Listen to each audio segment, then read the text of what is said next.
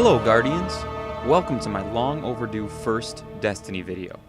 I thought I'd make my debut talking about one of my favorite guns that is generating a ton of different opinions in Destiny 2 right now, the Mida multi-tool. I played a lot of Crucible this week to try to determine if Mida is as overpowered as so many people seem to believe.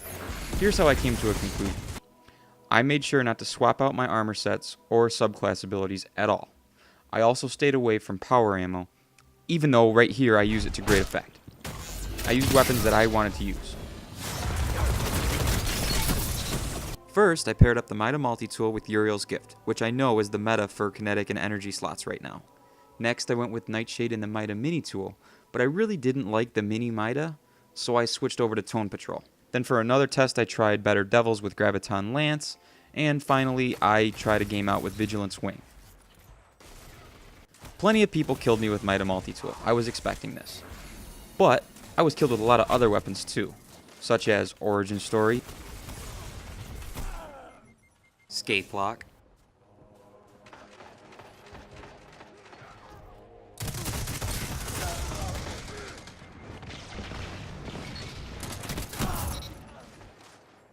the Old-Fashioned,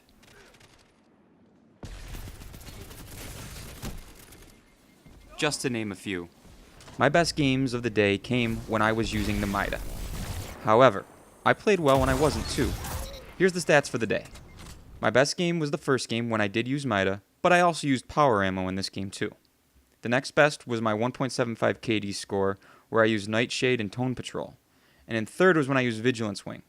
Now, Vigilance Wing was a drop I actually got from a future War Cult faction package when I was done playing at the end of the day, and I decided to play one more game just to try it out. So, for the first time using it, I think I did pretty well with the weapon. I will not proclaim myself to be a master in the Crucible. My numbers show that, I know that. And I was only playing quick play.